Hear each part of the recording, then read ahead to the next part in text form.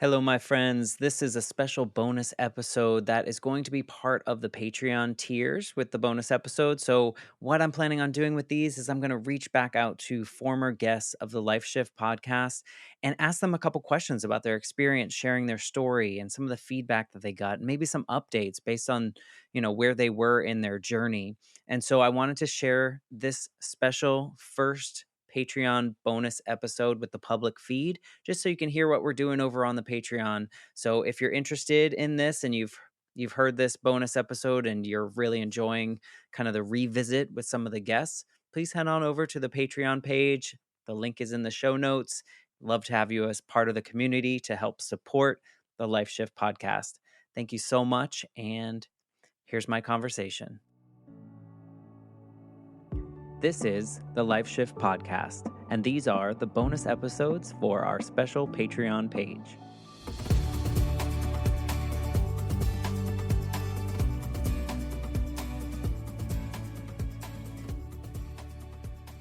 Hello, my Patreon friends. That's going to be my new opening. This is actually one of our first bonus episodes, and I say one of them because we're not sure which one's going to go first. So no pressure on you, Marty. Marty Klein is here. He was episode 8. So thank you for being a guinea pig in this bonus episode journey. Thanks for having me back.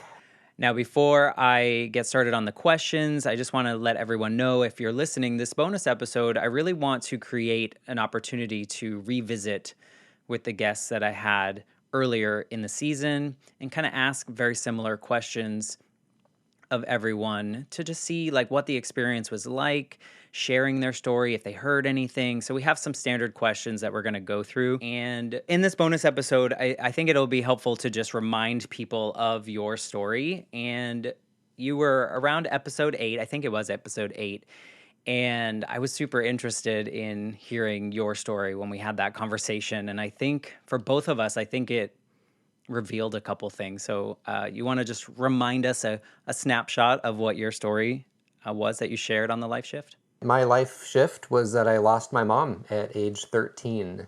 And I talked about how my life was before that as an only child, with my mom and dad together, raising me, and then the circumstances surrounding her death, which was of cancer, and relatively quickly, within about 3 months from original diagnosis to her passing. We didn't get too much into the after of that, but we did get to at least discuss how my life has been since then.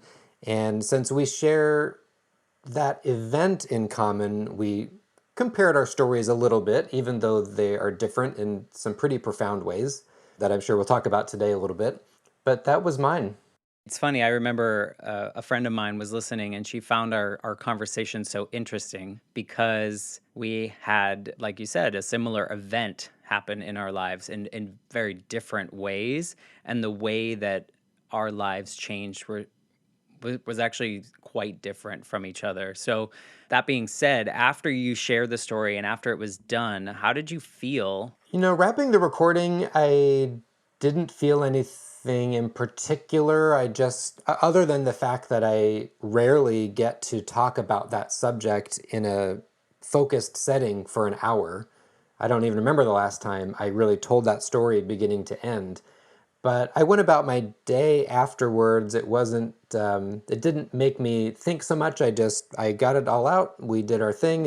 You were starting up the podcast. I don't even remember if the first episode had come out yet, so I wasn't trying to live up to anything, I guess. I didn't really get to think about things more until it came out, until the episode dropped and other people got to hear it.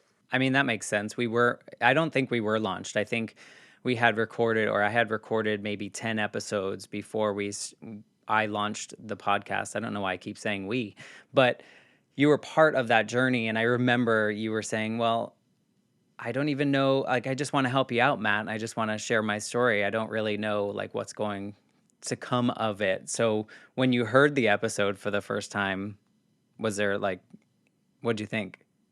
Well, first, it had been about 6 weeks, I think, between recording and it coming out. And I remember not knowing if I wanted to share the episode. I wanted to see how I felt I came across and if I what I left out or what I included that I wished I hadn't said, and I wasn't really committed to telling anyone about it other than helping you launch your podcast, and specifically my own family members, because this was a family event in my life. I didn't know, I wanted to be fully honest about the story, but also if I put myself in my dad's shoes or my uncle or aunt's shoes or my cousin's shoes, how would they feel now listening back? And so that's when it came out and I listened back to it. I listened to it especially with an ear for that. And immediately when it was over, I knew I wanted to share it, not just with friends and maybe Facebook acquaintances, but with family members. I didn't mind. I didn't care who would hear about it because it was a subject that, not that I don't talk about, but that I'm rarely asked about and therefore don't get to talk about. I think I even said that at the end of my episode of both specifically with my story and some of these stories that are on your podcast over time are subjects that other people will shy away from or assume are taboo. When I will mention that my mom passed away when I was younger, I rarely get follow-up questions to that. And one thing I wanted people to hear from this is that, at least in my case, I don't mind. I don't mind talking about it. In fact, it's you could say it's a way to keep my mom's memory alive or whatnot. And that's one of the things that came out of sharing the story is the understanding that it's okay to talk about delicate subjects. I remember at the end of your episode, you said, I invite more people to ask me about it and share these stories. And I definitely connected with that. I am different from you in that way, is that I'm very much will share it without people asking and give more details. And I think part of that comes from my experience compared to your experience after losing our mothers. In my case, I felt very alone as I was the only person who had ever lost a mother. Nobody around me knew how to support that and my life was so different the next day.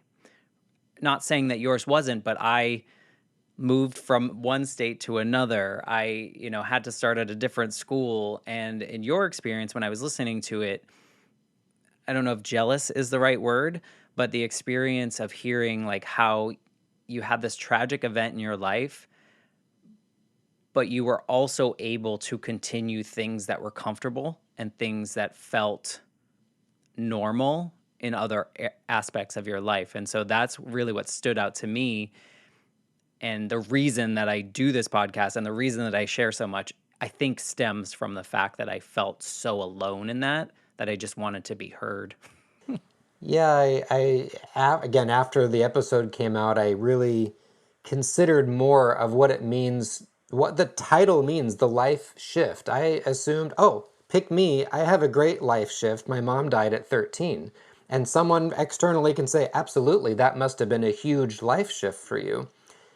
After I got done telling the story, beginning, middle, and end, and with some of the context that you just mentioned again, compared to your own losing of your mom when you were young, there wasn't that much of a shift right away. My life did not completely change.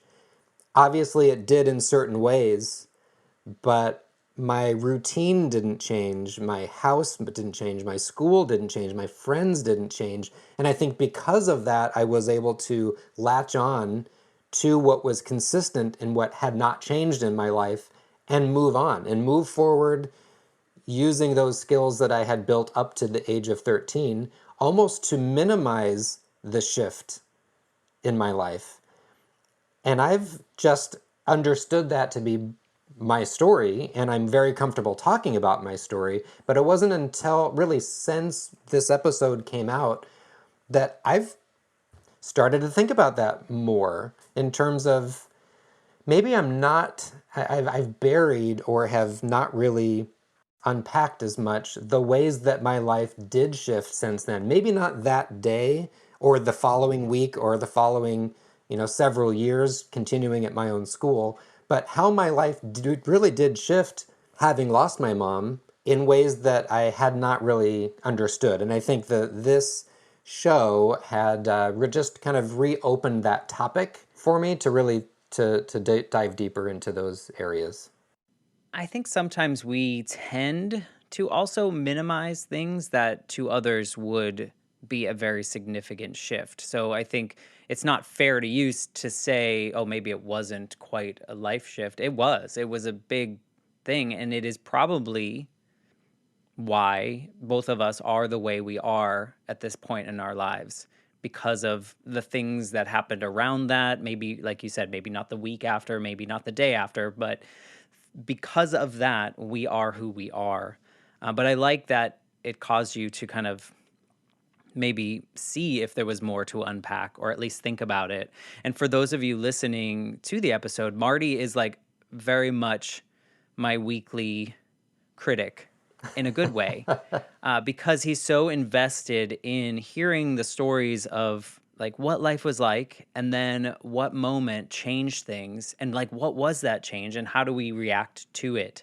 I think you can learn a lot from somebody in crisis. Now, I understand that not every guest of the Life Shift podcast is talking about a crisis moment or a death or some sort of grief. Sometimes it's something that they're choosing to do to shift their life, and those have been very compelling as well. But maybe because of my story, I learn more, or I'm more drawn to those stories where the shift happened externally and their attitude or their reaction is tested. What happens next?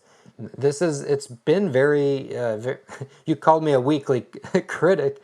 I listen to every episode. I love it, but I love the ones that have a direct life shift because that's the name of the show. Those are my favorites. I think there is something to say that having had an uncontrollable shift in our lives, we might naturally be drawn to that and to see how others reacted versus how we reacted or how we were able to use those moments. So I think whether that's conscious or not, I think I think that it is something that I am also drawn to. Not to say that I'm not mesmerized by people that, like my friend Shauna, who opened her mailbox one day and that was like, done. My life has changed from this moment looking at a mail. And I'm like, you know what? That can happen. I just recorded with someone who a phone call really was the thing. And so you never know. And I think what I like about this show is that I'm able to talk to people about the human experience and whether we've learned from what we've been given and are we grateful for those moments as tough as they may be or as positive as they may be. So back to you though. After you released it, I know you shared it with other people. Did you get any feedback from unexpected people or no feedback from the expected ones? Yeah, actually, both of those two. Actually, I'll start with the second one because I didn't really try hard to get everybody to listen. I put it up on Facebook and I shared your story, your Instagram story on my Instagram. And I got more of the eclectic group that then I heard from a day or two later and said, I just listened to your episode, which was kind of out of the blue. And it opened up a new conversation with someone maybe I didn't have as regular a communication with. But by contrast to that, there are some people whom I thought would be first on it that might want to learn about a different side of me or really get to hear more about something that they knew about, but to my point earlier, didn't really want to ask about or hadn't asked about. And they didn't. Either they didn't listen or they didn't tell me afterwards, which would be more unusual. So that did surprise me a bit. But those who did were complimentary, of course, and one even apologized for not asking me more about that topic. And he said, I'm so sorry. I'm one of those people that you mentioned at the end that I knew that you lost your mom, but I didn't know why. Actually, and even some who I'm closer to just didn't remember. Oh, I just remembered I heard from a very close friend of mine from that time. Again, I was 13, so this is middle school.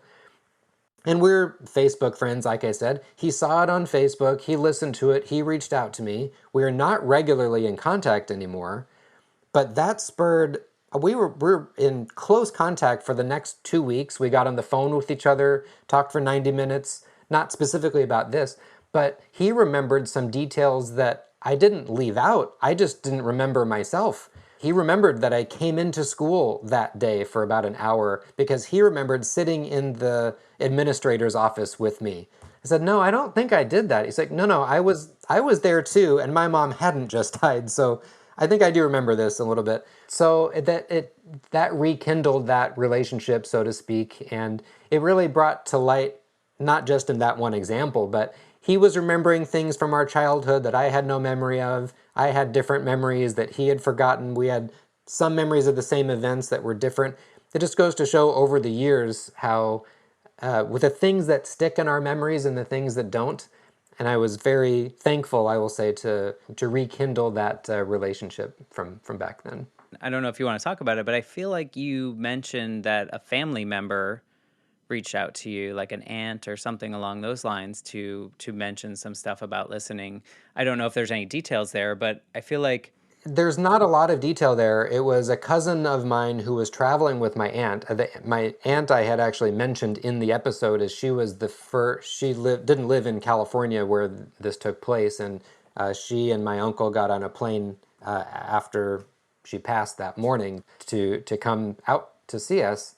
And she was the one that immediately I broke down with when she arrived. As a mother herself, as I was relatively close to her, my cousin, her daughter, reached out to me like the day that it came out, the episode that is, and said, "Oh my gosh, I'm gonna listen.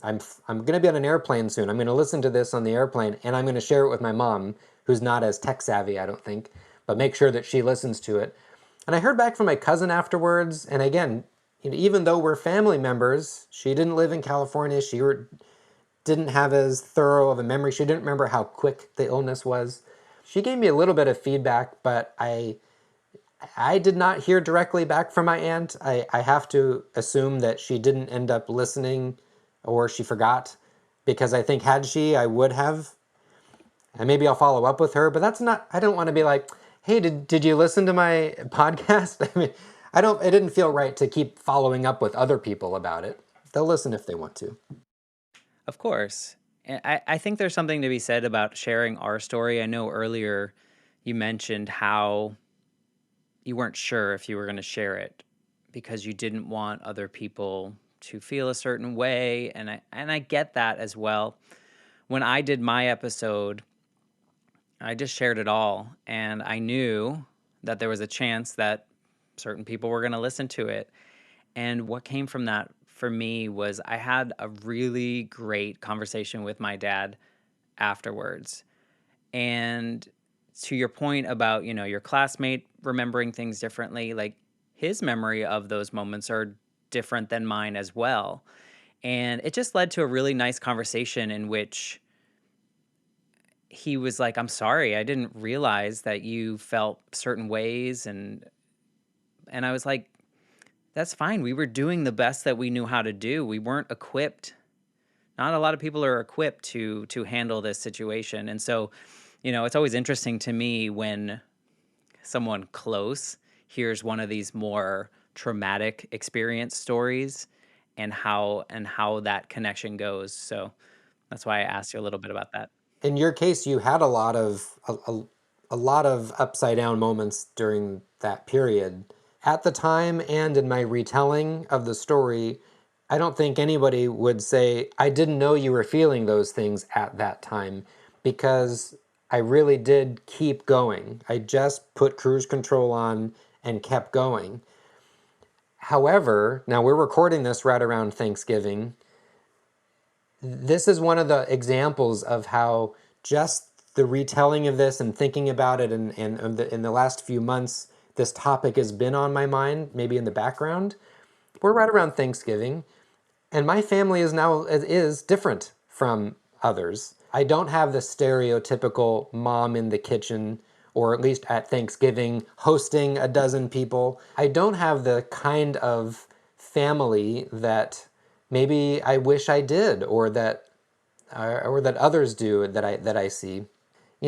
All my life I've been, if I can't control it, I just shut it out. And this year in particular, since this episode came out, I've been more likely to allow myself to recognize that my life turned out a little different because of this. I did have a shift, and it's okay to be a little sad or jealous or wonder what my life would have been like otherwise. Whereas I probably in the past 30 years, 25 years have been more likely to just ignore those types of feelings. I say that's a win. I think, I think that's a good thing. I think a lot of people don't ask us about our situations because they're uncomfortable with what comes next, right? And if we are vulnerable after that fact and then we get shut down, we're afraid of that. So I'm proud of you for just even saying that out loud, that maybe there are things that you do miss, and that I understand that jealousy thing. I think that family piece is different. I found, having my life change so much led me to seek out other mothers always. So whenever I would make friends, their mom would almost become that mother figure in that space. And so I've been fortunate enough to find that each time, or each like phase of my life, I should say. And so sometimes the holidays get filled by those moments. So fortunately I have that, but I understand what you're saying. Not only have you been a good example of that, but many of your guests have also. Like I said, just listening to other guests on the Life Shift podcast has improved my perspective, maybe, or just changed it, or seeing how others have reconciled or coped with their feelings. That's my new, not challenge. Maybe it is a challenge for me, but in this next chapter, I'm challenging myself. Well, and speaking of that, were there episodes that stood out to you more than others, or that maybe you connected with? Our brains just can't operate at this crisis mode forever. We have to come down to stasis at some point. Hearing about those stories and watching a dramatic thing happen, and then how to put the pieces back together. Things will never be normal again, but in establishing the next chapter or the new normal, maybe without that person, it can't always be dramatic. You have to then eventually settle into new routines and find ways to memorialize that person or move on. And that process can be faster or slower based on the person, but it's always compelling to hear those stories. It's interesting how these other stories resonate with us. I know there's even other stories where you're like, this random moment that so and so said this, it really made me think about this part of my life. And that's kind of the goal, right, of this whole show, and that this human experience is a lot more similar to each other than it is different, whether the experience is crazy different or the same.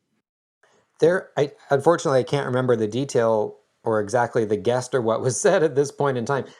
But I have been listening to every episode, but some episodes I have stopped the episode just to spend a few minutes reverberating what the guest just said, whether it's something that they learned or something that happened in their story to them. That there's been times that have really kind of been mind blowing for me just listening. So hopefully every episode will have that for somebody, and I'm sure they do. No, I appreciate it. Please don't stop sharing your thoughts on these episodes, because it really, it's just so interesting to just have these conversations. And I like having the conversation with you about someone else's story. So I appreciate you and being a part of this early part of the journey. And now that we're in season 2, I just recorded episode 47. So, I mean, this is just going. You were number 8. Thank you for that. Is there anything else that you would want people that are considering sharing their story, or anything about being a part of this, I'll call it a community of the Life Shift guests? Is there anything you want others to know? Well, certainly if somebody is considering it, stop considering it and just do it. Also, one thing that's come out of certain episodes has been they've come on to talk about their life shift. And through discussing it and you leading the story along and actually going back and pausing and asking more about certain pieces have revealed that their real shift was maybe just before or just after what they thought they were talking about. And that's been pretty profound to listen to also. So yeah, I would encourage more people to be open about whatever big shifts that they have had in their lives. I can't say it was scary for me necessarily to agree to record, but certainly scary for me to be more public about it and to really not care who listens to it. And that's only I've never regretted that at all since doing this. So if anything, it's shown me that these are the subjects that we should be talking about more than just what did you watch on TV this weekend. And I did not tell you to say that, but I think that's a perfect encapsulation of the goal is just like share the story, share the human experiences and the good, bad, ugly, all the parts of us are important and we should talk about them because I'm pretty sure that there's at least one other person out there that's going to connect with what you're saying or feel the same way. So, thank you again for being a part of this, being a part of the bonus material, just being a listener. It's good to know you, my friend. My pleasure, and likewise. Thanks for having me again.